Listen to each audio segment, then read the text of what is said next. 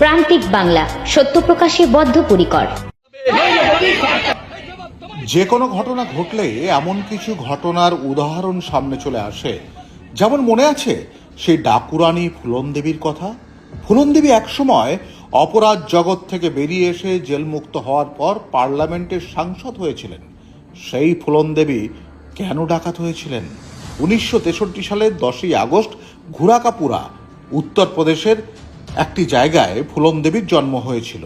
প্রথম জীবনে নারী অধিকার কর্মী, তারপর দস্যুরানী নাম পরিচিতি লাভ করেছিলেন। ফুলন দেবী একাধিকবার নানা পুরুষের নিষ্ঠুর লালসার বলি হয়েছিলেন।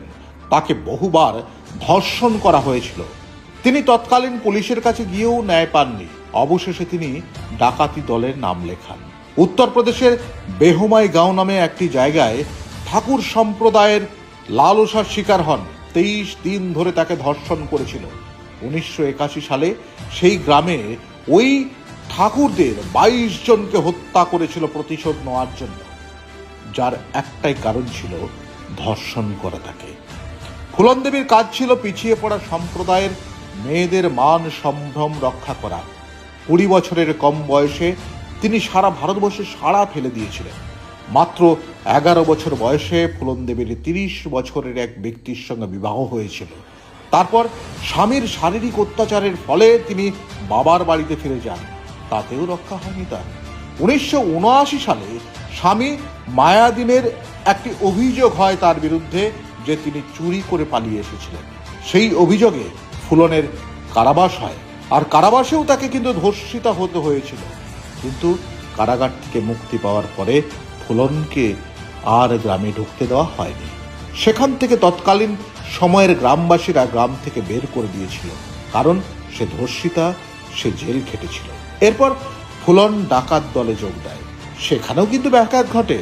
সেই সময় ডাকাত দলের সর্দার বাবু গুজ্জার ফুলনকে ডাকাতের দলে নিয়োগ করে। কিন্তু বাবু গুজ্জারের রীতিমতো ভোগ লালসার শিকার হয় এই ফুলন।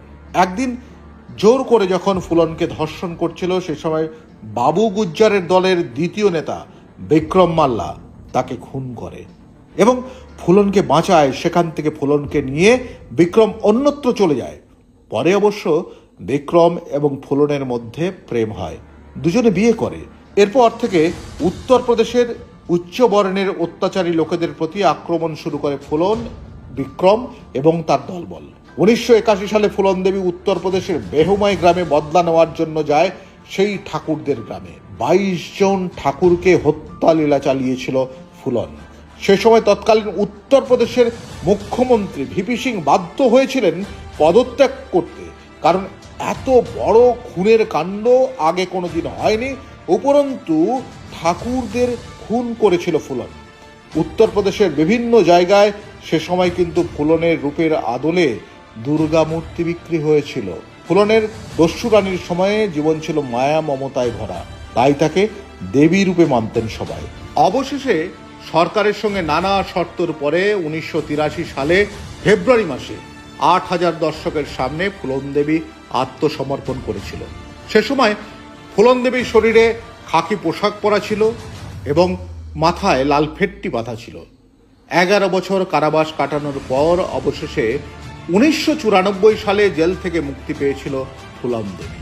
1996 সালে উত্তরপ্রদেশের মির্জাপুর আসন থেকে সমাজবাদী পার্টির হয়ে তিনি নির্বাচনে জয়লাভ করেছিলেন। মধ্যযুগে একটি উপনির্বাচনে তিনি হেরে গেছিলেন, তবে পরপর দুবার তিনি সাংসদ ছিলেন।